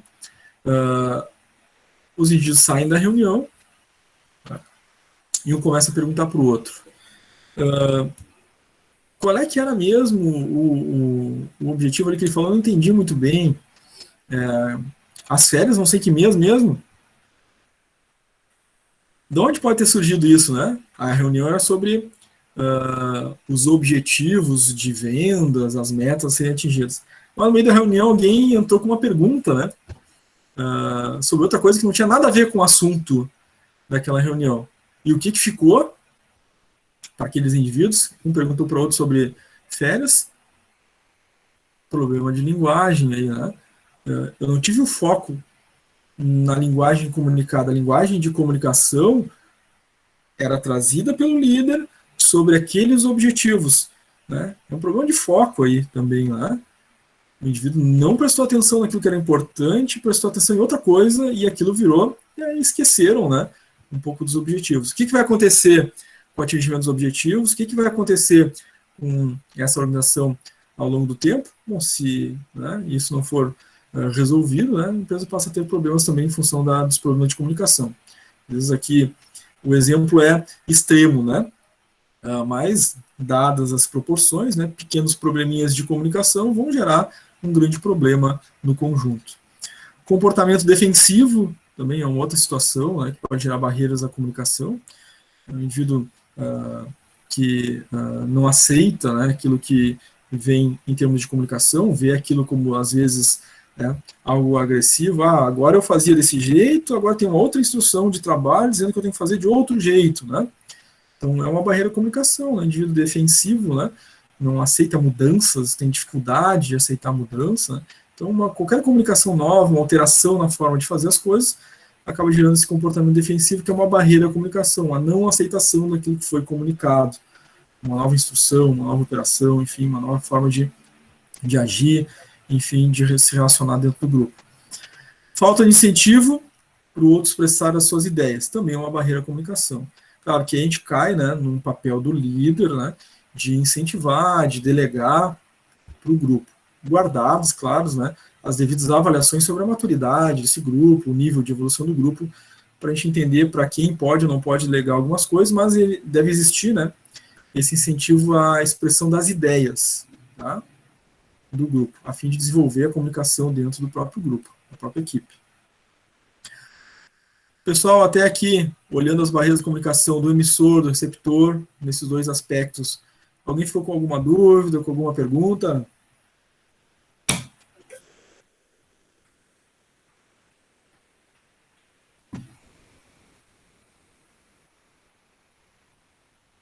Michel mandou tudo tranquilo no chat. O João também mandou um ok. A Rosângela colocou, está bem explicado. A Janaína colocou tudo bem claro. O Daniel está tranquilo. O Tawane também tranquilo. Muito bem, gente. A participação de vocês é sempre bem-vinda, tá? Quando tiverem uma dúvida, uma pergunta, um exemplo da vida profissional, né? Participem, ou pelo chat, ou ao vivo, né? Trazendo aí os questionamentos, dúvidas, perguntas ou participações de vocês, tá? A Nathalie levantou a mão, quer falar, Nathalie? Sim. Sobre lateral, diagonal, é mais à frente ou já explicou? Entendi. Desculpa, deu uma falhadinha na hora que tu falou, eu não entendi bem, Alice. Pode repetir? Sobre equipe, assim, o diagonal, lateral. Nós vamos ver isso logo ali só. Isso, eu falei um pouquinho, mas logo a seguir a gente vai ver de novo. Bom. Tá? Tá bom. Obrigado. Eu fiquei ali, achei que eu não tinha pego direito, mas então é mais pra frente. Sim, sim. Tá bom. Já antecipei alguma coisinha ali, mas a gente vai ver de novo daqui a pouquinho, tá? Tá bom. Muito bem. Então, sobre emissor-receptor, gente, se vocês não têm nenhuma pergunta, né, a gente vai para o próximo elemento da comunicação, tá? A gente pode ter barreiras do canal. Então, a gente tem o emissor, a gente tem o receptor, e entre eles tem um canal de comunicação, né? Então, o canal pode oferecer dificuldades à comunicação. Um barulho excessivo no local, a interrupção da conversa ou daquilo que está sendo comunicado de forma verbal, né? Interferências em dispositivos que são utilizados durante o processo de comunicação, rádio, telefone, dados de computador, como, por exemplo, né, essa comunicação aqui que a gente está fazendo via internet, né? Ela sofre interferências, né, pelo próprio meio, né, uma velocidade de internet que se altera, né, cai a rede, cai a conexão de vocês, tem que voltar, né, é uma barreira de comunicação, né. Um exemplo. Marcelo colocou ali, quando a gente tiver problema em decifrar uma linguagem, podemos ocasionar alguma desanimação em alguém, tipo, se não entendemos direito uma pessoa, não, vai ter uma barreira à comunicação, né? Mas a questão de motivação ali, enfim, não vejo como ali, Marcelo. Uma relação entre entender ou não entender alguém, ser motivador ou não motivador, não sei se é o animador ou desanimador, né, que foi a palavra que tu utilizou ali, desanimação. Não vejo como, né? Talvez tu tenha um exemplo mais específico, mas não consigo imaginar como assim poderia ocorrer, né? No geral, né, o que se eu não entendi, eu vou procurar entender, né? Perguntar de novo, né? Para satisfazer, enfim, a comunicação, né? Então, algo foi comunicado a alguém, né? E a pessoa não teve aquela compreensão, né? Uma instrução de trabalho, por exemplo, né? Foi comunicado àquele indivíduo que ele deve usar aquela instrução de trabalho. A pessoa leu a instrução de trabalho e não entendeu. Isso pode causar desanimação? Acho que não. E eu acho que o caminho será, né? Eu li a instrução de trabalho, não entendi o que eu li, vou perguntar para quem? Para o meu líder. Né? Então, eu posso ter um problema na comunicação escrita, né? Mas na comunicação verbal, né? Eu posso levar até a minha liderança a minha dúvida, a minha pergunta, tá? Sobre aquela situação que não foi compreendida. Né? Acho que nesse caso não geraria um desânimo, né? Que geraria seria a necessidade de busca de mais informações. Né? Marcelo colocou aí no caso de não decifrarmos direito, assim o que a outra pessoa pode dizer, podemos pensar de outra forma, boa ou ruim. Isso sim, né? Então a interpretação que se faz de uma outra pessoa em função de não compreender a realidade da linguagem falada ou escrita, pode gerar sim, Marcelo, aí uma percepção equivocada sobre alguém, né? Nesse caso, sim. No caso, nosso pensamento irá variar de tanto para bom quanto para ruim. Isso, a gente fala da linguagem, né, escrita, da linguagem falada, mas tem uma forma de ler a realidade também, né, que é de cunho mais psicológico, é a forma cognitiva, né, de compreensão da realidade. Então, como é que eu compreendo essa realidade? Aí a gente vai entrar em elementos mais de ordem psicológica, comportamental, né, mais profundos, seria mais para a área da psicologia mesmo, né? Então, como o indivíduo entende o mundo, né? Como o indivíduo lê aquela realidade, como ele vê as outras pessoas. Né? Então, dentro da psicologia tem, né, esses elementos. Existe a forma como eu sou e eu me vejo. Existe a forma como eu faço me fazer ver pelos outros. E existe a forma como os outros me veem. E esses 3 níveis de percepção da realidade, né,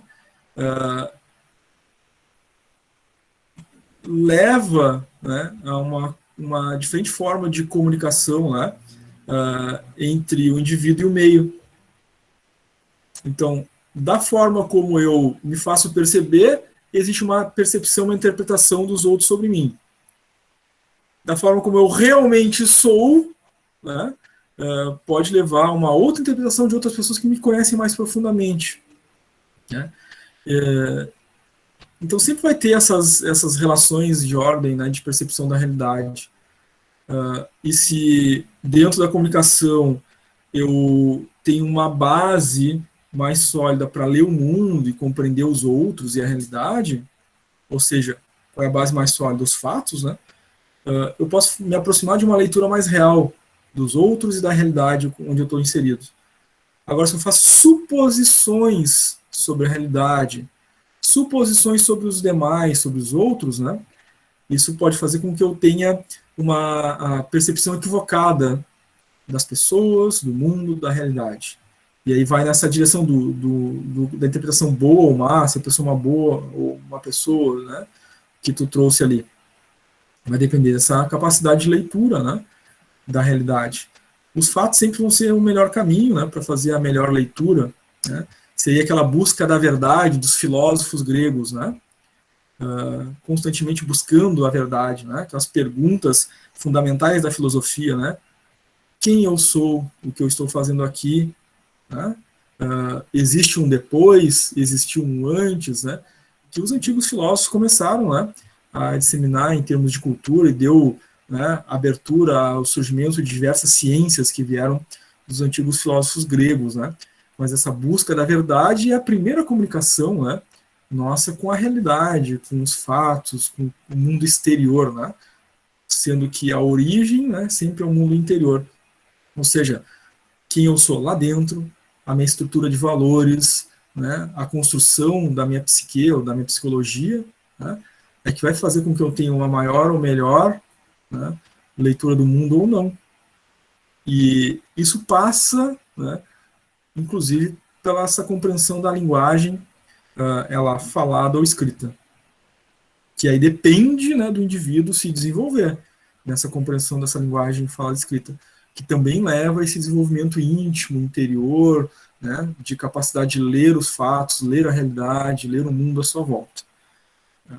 É algo que seria assim, para um outro caminho, né, que não é exatamente o caminho da nossa disciplina nesse momento, mas eu gosto bastante, né, desse conteúdo, estudo bastante também, dou aula também a respeito disso, né, mas o nosso caminho aqui é mais agora as barreiras de comunicação no âmbito organizacional, né, não tanto para a leitura do mundo, compreensão da realidade, os fatos, enfim, que rodeiam a construção antropológica da sociedade, né.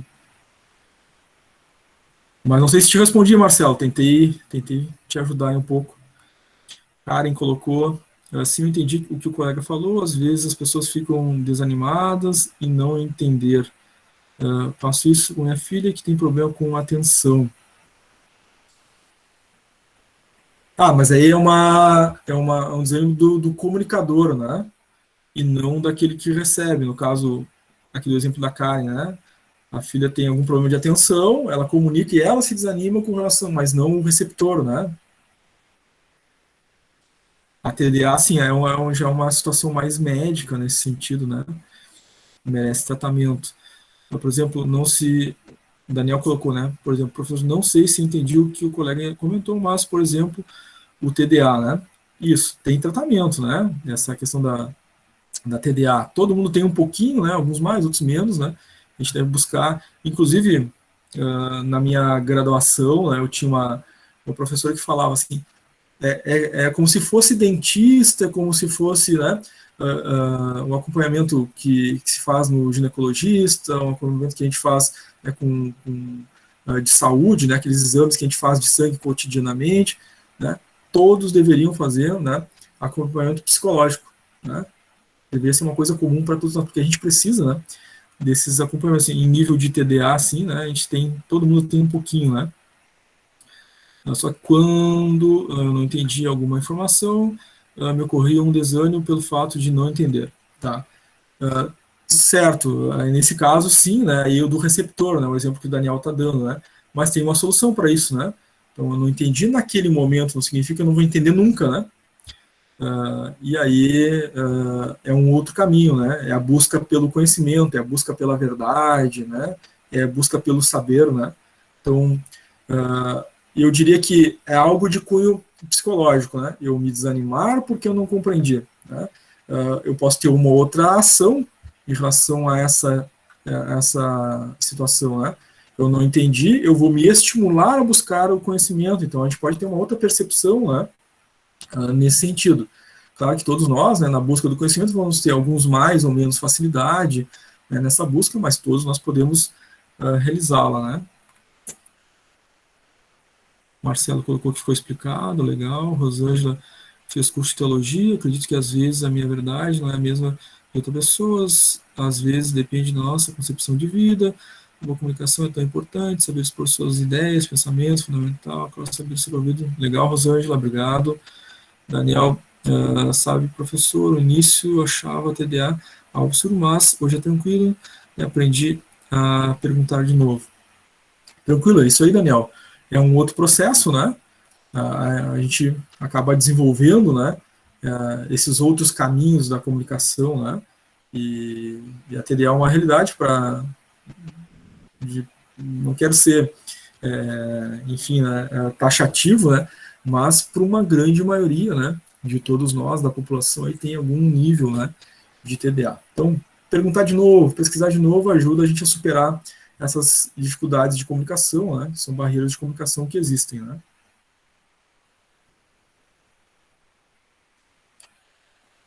As barreiras por questões psicológicas, né, então, pelo menos algumas delas, né, elas estão no campo da emoção, em algum sentido, né, como o indivíduo sente aquela informação que chega, né, e como ele interpreta internamente aquelas comunicações.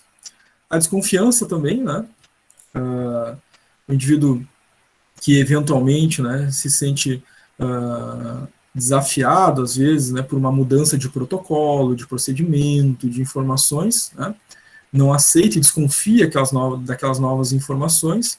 Claro que isso deve ser superado também, né, e as percepções diferentes. Então, a construção, né, de cada um de nós tem algumas dimensões, né, então a gente tem a dimensão emocional, a gente tem a dimensão objetiva, cognitiva, a gente tem a dimensão psicológica, né, são os nossos conteúdos, a forma como a gente estrutura o nosso pensamento. Isso leva a percepções diferentes, não só da realidade, como a gente vê o mundo, mas inclusive, né, daquilo que a gente vê numa comunicação, né? E essas percepções também precisam ser trabalhadas, né, para a gente compreender exatamente aquilo que é comunicado e não, né, um entendimento daquilo que a gente acha ou imagina, né, que seria, tá? Sempre a busca dos fatos, né? O Luciano colocou lá, tem tratamento medicamentoso? Também tem, né? Exatamente. Né? Não só para TDA, mas para outras situações que possam levar a uma perda de foco, né? Às vezes chega a medicamento, umas situações mais graves, né? Para outras mais leves, né? Algum acompanhamento psicológico, né? Treinamentos, desenvolvimentos levam, né, a saber lidar com as situações e superar, né? Nem sempre chega ao medicamentoso, mas tem sim, né, Luciano? Com certeza tem essa situação medicamentosa também. Bruno, conectando, boa noite. Bom, os gestores têm um papel importante aí no processo de comunicação, como a gente viu, né? Porque ele é um intermediário entre, muitas vezes, a área estratégica e a área operacional, né? Ele faz esse entremeio do processo de comunicação, né, entre, então, a área estratégica, que traz, então, as políticas, as diretrizes, os objetivos, né, os planejamentos a serem executados em nível operacional, e o gestor traduz, né, essas informações junto aos seus subordinados. Dentro do processo de comunicação, a gente tem um feedback, né, e tanto líder, liderado, tem aí, né, algumas dificuldades em relação ao processo de feedback, seja para dar o feedback, seja para receber o feedback, né. Então, ao dar o feedback, tem ali o temor às reações de mágoa, agressividade ou sensação de inferioridade, caso o feedback seja mal interpretado. Claro que isso passa, né, pelo crivo do líder, né. A melhor forma de dar aquele retorno, aquele feedback, aquelas informações, muitas vezes para os liderados, né, às vezes são situações que precisam ser corrigidas, né, e o líder tem esse dever de corrigir ou buscar conduzir aquela correção, seja na execução das atividades, seja na questão comportamental, enfim. Né. E claro que sempre tem o outro lado, né, então existe esse temor, né, principalmente para quem tem, né, a busca pelo melhor, vai ter sempre esse temor, né, de eu quero fazer o melhor pelos meus liderados, quero fazer o melhor por aqueles que eu estou conduzindo, eu quero fazer o melhor por aqueles que eu quero fazer progredir, eu quero fazer com que evoluam, né. Claro que sempre vai ter, né, um temor com relação a isso, né, essas situações que podem já ser mal interpretadas. Eu estou informando para que os indivíduos tenham o melhor resultado, mas será que todo mundo vai entender que eu estou dando a informação para que seja atingido o melhor resultado? Ou alguns vão ver aquela informação ali como algo, que pessoa chata, que pessoa que, né, fica repetindo sempre aquilo ali, né, tá me cobrando. Às vezes é por aí, né? Às vezes a reação é adversa, a gente quer informar para trazer o melhor resultado, mas quem recebe pode ter essas reações, né? De mágoa, de agressividade, né? Isso acontece. É uma barreira, né? O Luciano colocou assim como uma agressão. Agressão no sentido de agressividade, né? Então, incompreensão que gera... Pode ser uma agressividade, né, verbalizada, inclusive, né? Uma oposição ao feedback que foi dado, às informações que foram trazidas, em uma reação agressiva em relação a isso, né? Uma não aceitação, né? Sendo agressivo de forma opositora ao feedback, né? Então, a gente precisa fazer isso, melhorar isso, aquilo. E a resposta é, né, agressiva, completamente oposta, né? Então, não, tu está totalmente errado, totalmente equivocado, tu é isso, tu é aquilo, enfim, é uma agressividade, né? Nesse sentido, uma crítica destrutiva a um feedback que foi construtivo na ajuda para conquistar novos patamares. Nem sempre as pessoas compreendem e podem responder de forma agressiva, que é uma externalização da incompreensão, a agressividade. Né? Aí eu dei exemplo de forma verbal, mas existem agressividades que podem se transformar em agressividade física, né? A depender do contexto, né?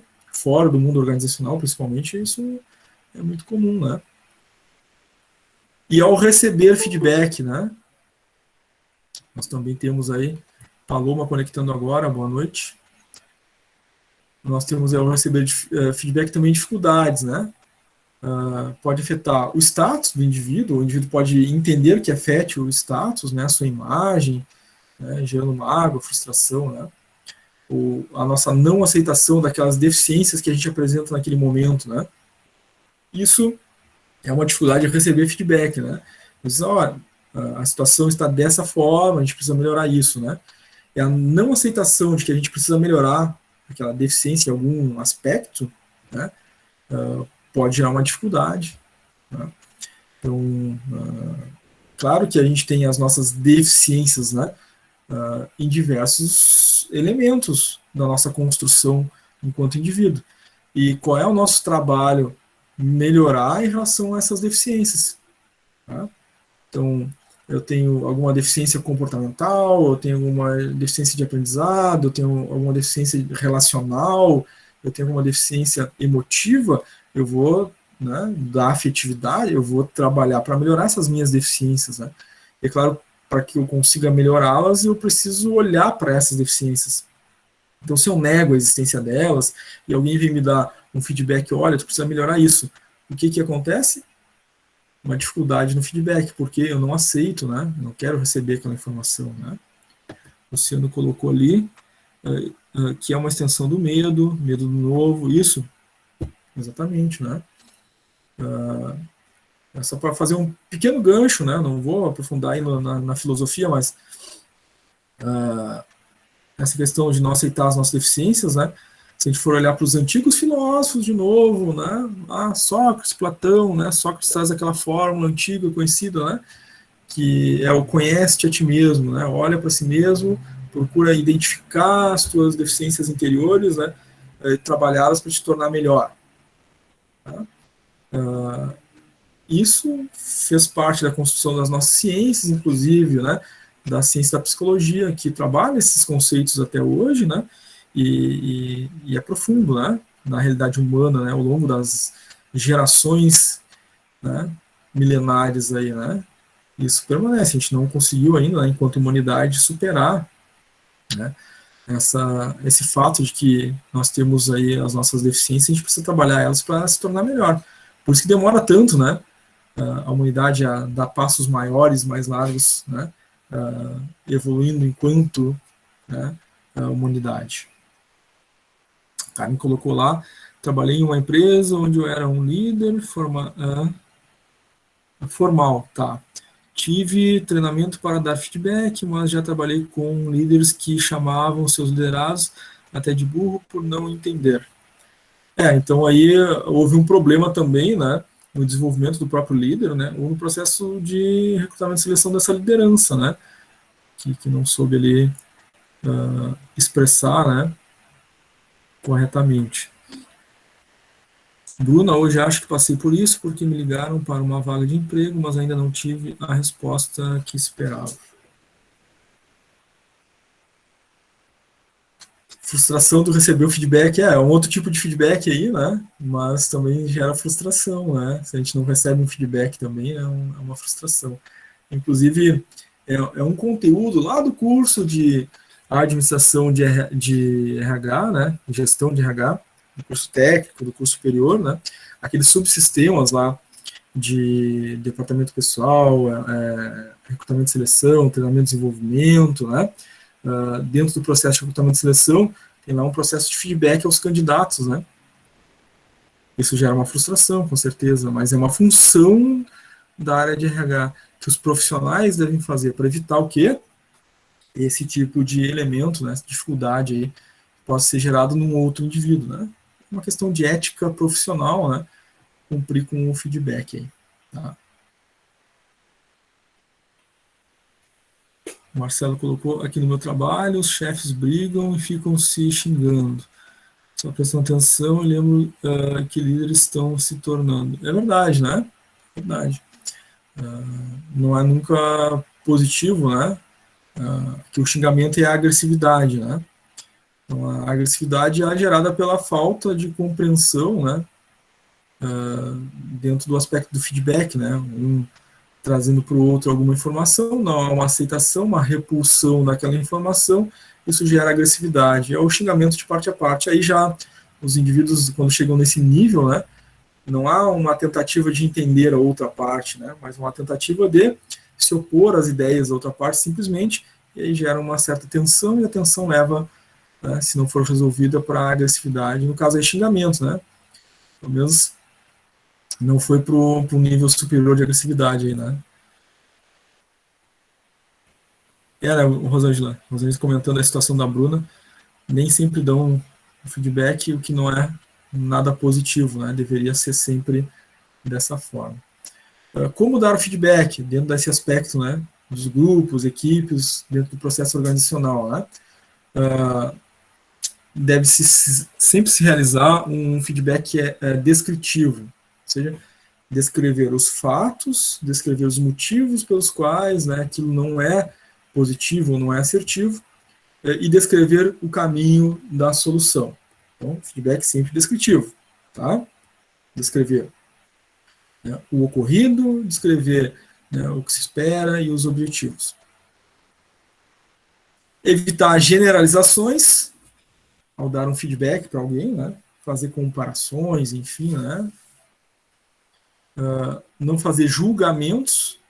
O feedback não é um julgamento de caráter, né, do indivíduo. O feedback é, de novo, né, descrição dos fatos ocorridos, descrição do que se espera, seja em termos comportamentais, habilidades, outros desenvolvimentos, né, e descrever, né, objetivos para alcançar essa melhoria.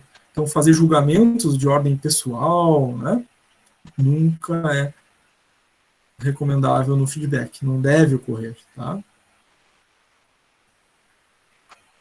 O Marcelo colocou, teriam que dar um exemplo, como tratam uns aos outros, porque os próprios empregados fazem isso. Exatamente, né? O líder tende, né, a ser, os seus comportamentos tendem a ser reproduzidos, né, pela força do exemplo, né? Um exemplo negativo acaba levando, né, a comportamentos negativos também. Exemplos positivos, comportamentos positivos tendem, né, a levar a comportamentos positivos também, né? É uma coisa que é danosa para a própria organização, né? E os líderes gestores, quando não se percebem disso, né, acabam se tornando fonte de mau exemplo, né, para os demais. Falar sempre em nome próprio ao dar o feedback, ou seja, né, eu verifiquei, eu identifiquei, eu observei, e estou aqui trazendo as minhas percepções, meus sentimentos sobre aquilo que eu vi, que eu verifiquei, tá? Então, na hora de dar o feedback, nunca fulano me disse, né, fiquei sabendo, né? Ao dar o feedback, o indivíduo assume a responsabilidade por aquilo que está dizendo. Então, ele deve ter os dados, informações de forma objetiva e falar em nome próprio, né? E ser oportuno também, né? Existem aqueles feedbacks que são inoportunos, ou seja, ocorrem fora do tempo adequado. Uma situação se apresentou hoje, essa semana, eu preciso hoje, ou essa semana, me reunir com a equipe, com o grupo, para dar um feedback, né, sobre uma concertação nova, sobre, né, algo que está saindo fora do caminho e a gente precisa conversar e readequar, é nesse momento. Depois que as coisas passaram, depois que o erro se consolidou e as coisas já estão lá adiante, dando tudo errado, aí se torna inoportuno, porque a correção já passou, né? Então, a correção deve ser feita sempre no momento oportuno, né? No acontecimento dos eventos, dos fatos, né? Ou diante do conhecimento dos eventos, dos fatos, é a oportunidade de dar o feedback, tá?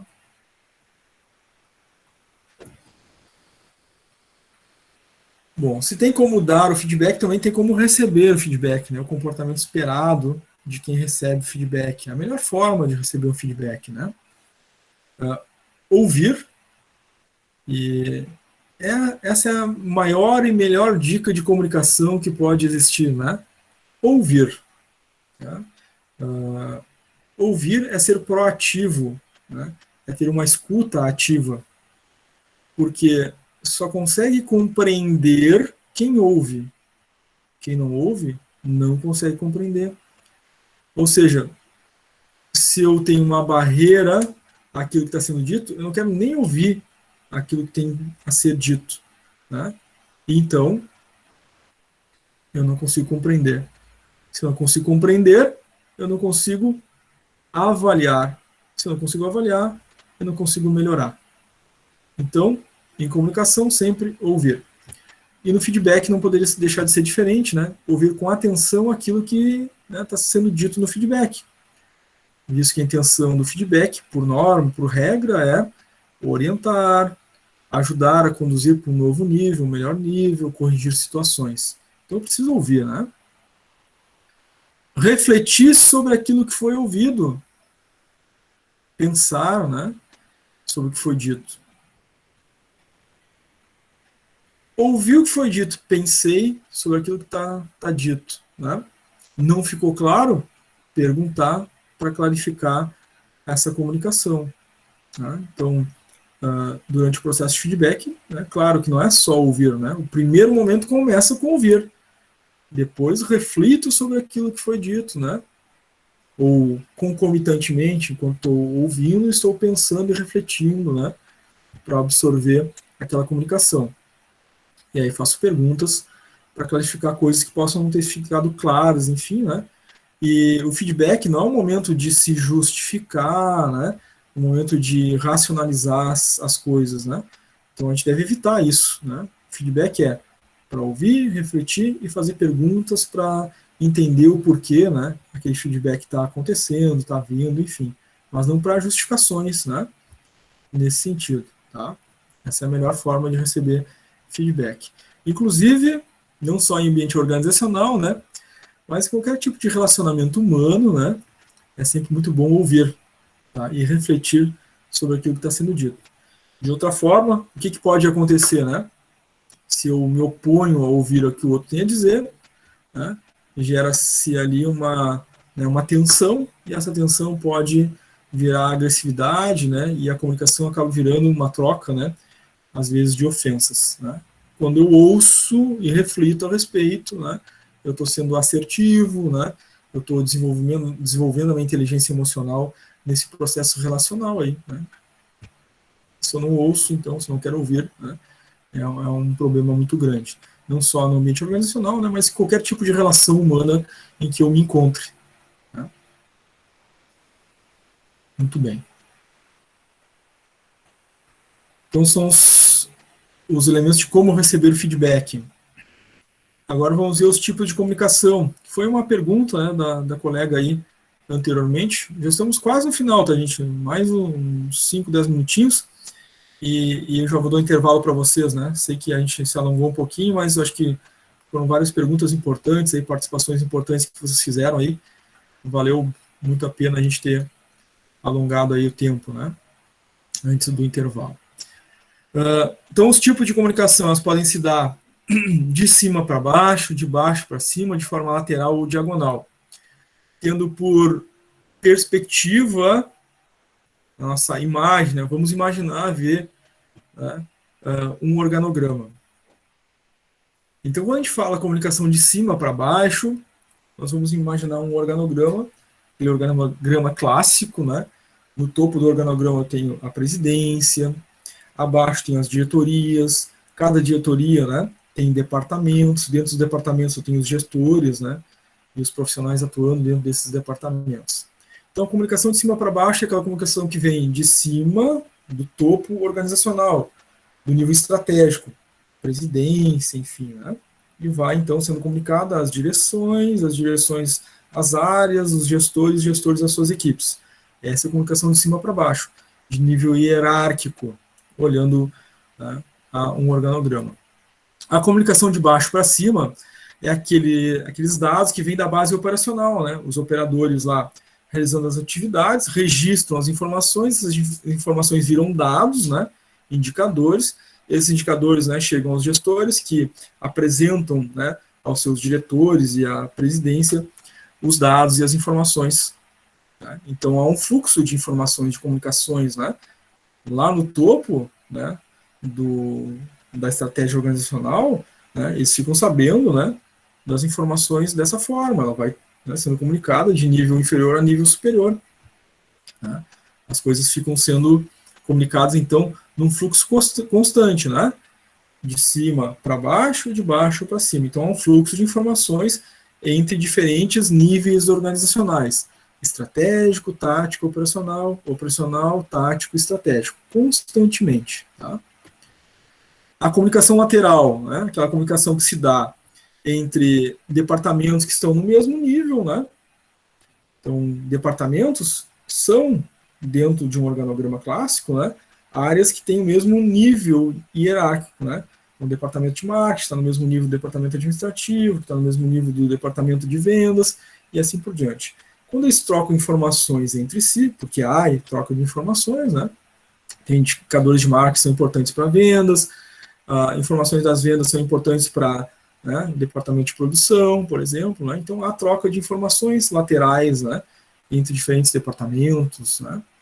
E, claro, tem aquela comunicação diagonal, ou seja, eu tenho, né, meus diferentes departamentos, mas daqui a pouco eu tenho um departamento de RH que se comunica com uma área inferior, mas que é pertencente a um outro departamento. Tá? Então, a área de RH é um bom exemplo para isso, né? A área de RH tem lá o subsistema de treinamento e desenvolvimento e ela comunica, né, diagonalmente para diferentes, né, setores, áreas, departamentos, né, diagonalmente, então, né, o momento que vai acontecer um determinado treinamento, né, vai acontecer um determinado desenvolvimento com aquela equipe. Então, uma comunicação diagonal, né, em linha diagonal. Temos aqui o exemplo com uma imagem demonstrando esses tipos de comunicação que a gente comentou, né. Então, de cima para baixo, de baixo para cima, né, com aqueles níveis, né, operacional, tático, estratégico, tático, operacional. Fluxo de informações hierárquicas nesse sentido. A comunicação lateral, como a gente falou, né, temos aqui um exemplo, né, do gerente de RH para o gerente comercial, é uma comunicação lateral, né, informações que circulam entre diferentes gerências ou entre diferentes departamentos. E uma comunicação diagonal aqui, como exemplo, né, do diretor de RH para o gerente comercial, né. Então, um exemplo, o gerente comercial abriu uma vaga, né, solicitando, então, o preenchimento lá de, enfim, né, para a equipe de vendedores lá, né, e aí o diretor de RH comunica ao gerente comercial, olha, já temos selecionados aqui, né, 5 candidatos, agendadas as entrevistas conforme, né, foi combinado. Uma comunicação diagonal.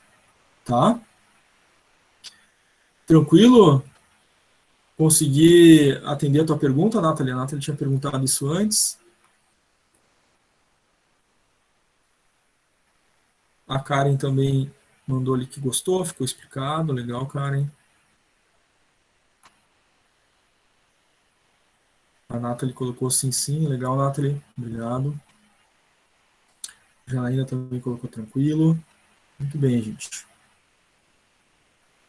Então, já estamos aí quase encerrando, né? Já vamos para o intervalo daqui a pouquinho, né? A comunicação como um elemento muito importante, porque circulam, então, entre diferentes departamentos, áreas e níveis hierárquicos, né? A gente precisa estar sempre buscando, né, melhorar esses processos de comunicação, porque eles influenciam no resultado, né? Então, diversos autores trabalham, né, esse elemento de melhoria de comunicação. A gente trouxe um deles aqui, o Bateman e o Snell, e eles falam que os administradores eles podem fazer muitas coisas para melhorar a comunicação, exemplo, de cima para baixo, né? Então, claro, desenvolver procedimentos, políticas de comunicação, né? O fluxo das informações, como vão dar, como essas informações vão ser registradas, né? também é muito importante. Então, as empresas têm formulários, né? Tem lá o e-mail, enfim, corporativo, né? Às vezes uma empresa tem o aplicativo próprio de comunicação entre as áreas, né? Tem memorandos, documentos, instruções, né? Onde se comunica as diretrizes. Importante em relação à comunicação, né? É que ela deve ser comunicada de forma adequada e eficiente todas as linhas de comunicação que são diretas, né, e que são relacionadas àquele tipo de comunicação, né. Então, às vezes a informação precisa ser passada ao mesmo tempo para todos, então, né, todos que fazem parte daquela equipe devem receber aquela comunicação ao mesmo tempo, da mesma forma, né, para que não hajam diferenças ou distorções de comunicação entre os indivíduos, né, que fazem parte de um mesmo comunicado. Muito bem, gente. Podemos fazer o nosso intervalo?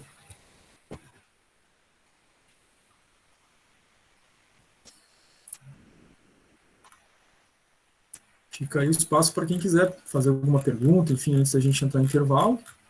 Mas se vocês não tiverem aí nenhuma pergunta, nenhuma dúvida de momento, a gente faz o nosso intervalinho em 15 minutos. Tempinho para vocês respirarem, né? Fazer um lanche. E aí daqui a 15 minutos a gente retorna, faz a nossa chamada.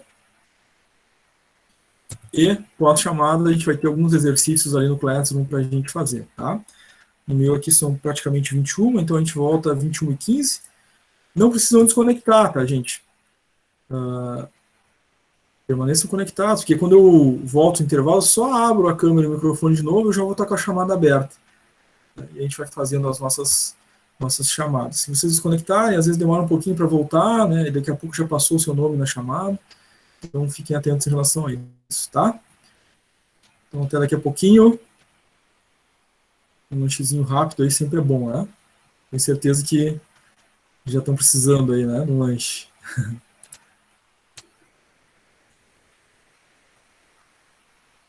Tá, a Camila tinha aquele problema do... Tranquilo, Camila, tu já tinha avisado. Tranquilo, tá? Até daqui a pouco, gente.